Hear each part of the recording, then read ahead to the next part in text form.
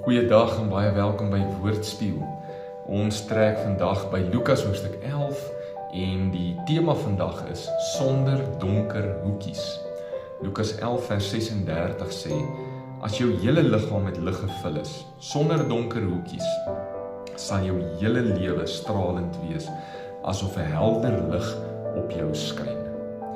Jesus sê hierso vir die fariseërs dat hulle moet toelaat dat die lig van God se waarheid in elke hoekie van hulle lewe indring.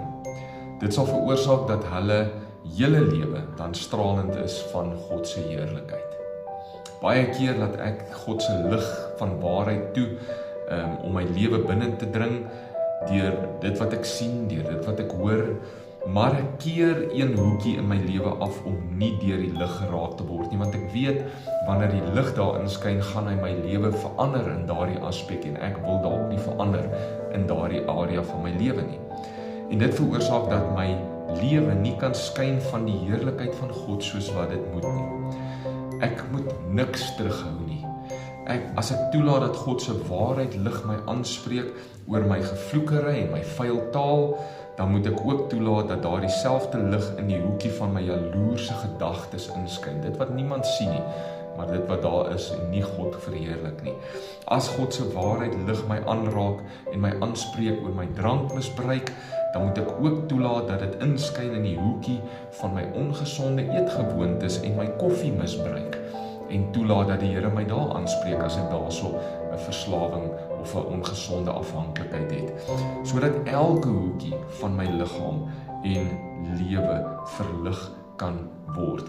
Ek kan nie my lewe in kompartemente opdeel nie.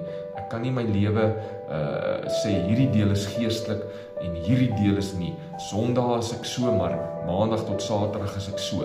Nee, God se lig wil my hele lewe inskyn in elke hoekie, alles verlig, sodat daar geen meer donker hoekies sal wees nie en my hele lewe kan skyn van God se heerlikheid. Gaan ek dit toelaat?